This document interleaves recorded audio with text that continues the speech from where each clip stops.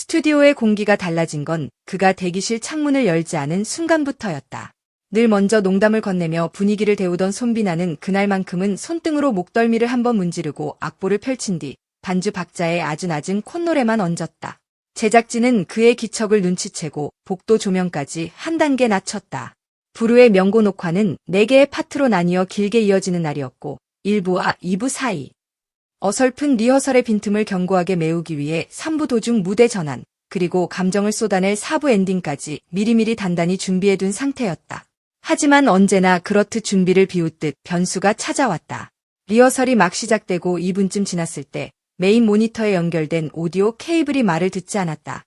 무대 위 모니터에서 낮게 긁히는 잡음이 퍼졌고 인이어에 의존해 첫 음정을 끌어올리던 손비나의 귀 속으로 갑작스러운 노이즈가 파고들었다. 그는 눈을 질끈 감고 노래를 멈췄다. 조명은 이미 켜져 있었고 객석에는 350명의 관객이 숨을 죽이고 있었다. 그는 헤드셋을 조용히 벗어 손바닥에 올리고 고개를 숙였다. 죄송합니다. 음이 안 잡혀서. 잠시만요. 그 말이 끝나기도 전에 어디선가 민호니까 괜찮아 라는 목소리가 터졌고 객석 곳곳에서 조용한 박수가 번졌다. 음향팀은 번개처럼 케이블을 교체했다. 무대 위에는 예의 미소 대신 얇은 긴장선이 걸려 있었지만 그는 그 얇은 선을 손끝으로 매만지듯 다시 제자리로 끌어당겼다. 스태프가 건넨 유자차 한 잔이 목을 따라 내려가자 에메랄드빛 전주가 스튜디오 바닥을 타고 흐르기 시작했다. 그날 그가 선택한 곡은 유재하의 사랑하기 때문에. 최근 세상을 떠난 지인을 위해 장례식장에서 마음속으로 마지막으로 불렀던 바로 그 노래였다. 그는 이 곡을 무대에서 완창해 본 적이 단 한 번도 없었다.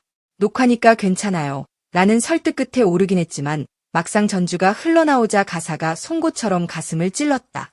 한 소절, 두 소절. 카메라가 천천히 그의 얼굴을 당기는 순간 무대 정면 VIP석의 한 자리가 그의 시야에 걸렸다. 스포트라이트의 가장자리, 조용히 두 손을 모은 채 서 있는 한 사람. 그의 어머니였다. 그 순간 모든 것이 멈춘 듯했다. 관객의 호흡, 지휘자의 지휘봉, 스태프의 무전기, 심지어는 카메라의 팬무브마저 공중에서 정지한 것처럼 느려졌다. 손비나는 마이크를 입에서 떼고 숨을 크게 들이켰다. 목 안쪽에서부터 쿵하고 올라오는 뜨거운 무언가를 삼키려 했지만 오히려 더 선명해지는 얼굴 하나, 새벽 일터로 향하던 엄마의 등, 빗속에서 젖은 신발, 입술 끝에 겨우겨우 올려놓던 말 괜찮다, 아들. 괜찮다. 눈물이 고였다. 그가 감정을 삼키지 못하고 고개를 들었을 때 스튜디오의 조명은 더 이상 장식이 아니었다. 그것은 오래전 낡은 전등 아래에서 도시락을 싸던 새벽의 불빛이었고 차가운 골목을 지나며 서로의 체온으로 버티던 겨울밤의 가로등이었다. 그는 마이크를 가슴께로 내려 아주 낮고 진지한 목소리로 말했다. 다시 해보겠습니다. 죄송합니다. 이 노래는 정말 소중한 분들이 제게 꼭 불러달라고 했던 노래예요. 흔들림 속에서도 박힌 목소리였고 그 흔들림마저 진심의 질감으로 들렸다. 뒤쪽 객석의 팬들은 울음을 참으려 소매로 입을 가렸고 제작진은 녹화를 멈추고 40분 휴식을 선언했다. 다른 가수들은 휴게실에서 샌드위치를 나눠 먹으며 긴장을 풀었지만 손비나는 메인 홀 뒤 음향 패널 앞에 서서 조용히 심호흡을 반복했다. 악보를 펼치자 형광펜으로 표시한 메모들이 눈에 들어왔다. 여기서 숨, 호흡, 그리고 마지막 장 귀퉁이에 작게 적힌 다짐. 노래하다 울지 말기. 그는 그 문장을 손끝으로 한 번 더 짚었다. 하지만 오늘만큼은 음악이 먼저 울고 가수가 나중에 따라 울어도 괜찮다는 생각이 들었다. 울음을 금하는 다짐은 프로의 매뉴얼일지 몰라도 오늘 그에게 필요한 건 매뉴얼이 아니라 살아온 시간의 기록이었다. 그는 다시 무대에 섰다. 재개된 녹화, 전주가 다시 내려앉자 이번에는 시작부터 저음이 깊고 단단하게 깔렸다. 필요 이상의 감정 과실을 지웠고 대신 여백을 남겼다. 청중의 심박이 먼저 흔들리도록 설계된 호흡. 그대 나를 떠나면 어떻게 하나요? 후렴의 끝을 찍는 순간 카메라는 그의 얼굴을 클로즈업했다. 젖어있는 눈두덩, 그러나 끝내 무너지지 않는 입꼬리. 그 표정 안에는 오랜 시간 눌러둔 말들이 가만히 앉아 있었다. 엄마, 저 이제 무대에서 울지 않아도 돼요. 대신 노래가 먼저 울게 할게요. 마지막 그리워라는 단어가 떨어지자 객석은 자석에서 손을 뗀 듯 일제히 박수로 폭발했다. 아무도 컷을 외치지 못했다. 지휘자는 지휘봉을 내려놓고 양손으로 박수를 쳤고 진행자는 웃으며 한마디를 보탰다. 이게 바로 가수 손비나의 집중력입니다. 이 장면, 우리 프로그램이 절대 놓치지 않습니다. 그러나 진짜 장면은 그 직후에 왔다. 무대 밖으로 내려와 대기 라인을 지나던 그는 VIP석 쪽에서 조심스레 다가오는 발소리를 들었다. 스태프가 살짝 길을 비켜주었다. 어머니였다. 조명도 음악도 없는 단지 사람과 사람만 남은 거리. 그는 고개를 숙였다. 고생했지. 그 한마디에 그가 억지로 붙들고 있던 감정의 마지막 실이 뚝 하고 끊어졌다. 누구에게도 보여주지 않으려던 눈물이 그대로 흘렀다. 팬들이 지켜보는 압이었지만 숨기지 않았다. 그 눈물은 공연을 망치기 위한 실패의 징표가 아니라 노래가 도착한 자리라는 증거였다.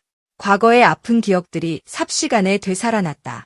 연습실 월세가 밀려서 장부를 뒤적이던 밤, 공연이 취소되어 돌아오던 막차, 오디션 대기실의 차가운 의자, 택배 분류장에서 금이 간 손톱, 그리고 그 모든 순간들을 지켜보면서도 한 번도 등을 돌리지 않던 엄마의 눈빛. 그 기억들이 한꺼번에 밀려들어와 그의 가슴을 두드렸다. 팬들은 큰 충격에 빠졌다. 무대에서 완벽함만을 추구하는 사람이라고 믿어왔던 가수가 그 완벽함을 가능하게 한 너무도 인간적인 균열을 스스로 열어보였기 때문이다. 녹화는 다시 이어졌다.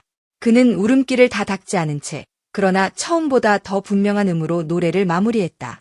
이상하게도 목은 더 부드러워졌고 고음은 덜 날카로웠으며 중음은 더 멀리 갔다. 음악 감독은 속으로 계산을 멈췄다. 수치와 파형으로 환산할 수 없는 소리였다. 좋은 마이크와 좋은 믹싱이 만들어낼 수 없는 질감, 오직 사람이 만든 떨림.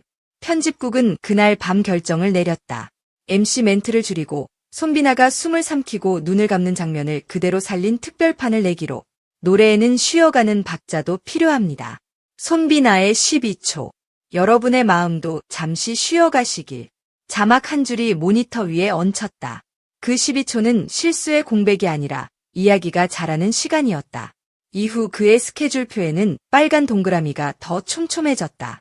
대구, 서울, 춘천, 대전, 그리고 6월의 부산 백스코. 누군가 농담처럼 물었다.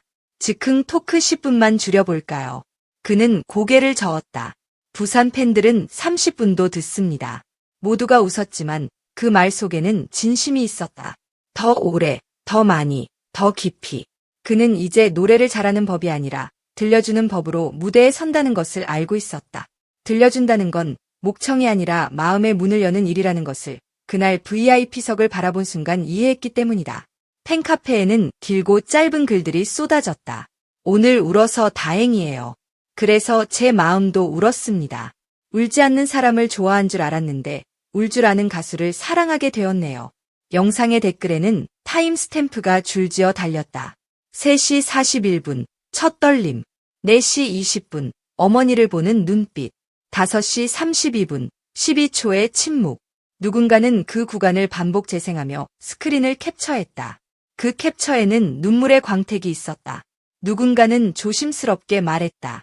나도 오늘 내 어머니에게 전화했어요. 당신의 노래가 용기를 줬거든요.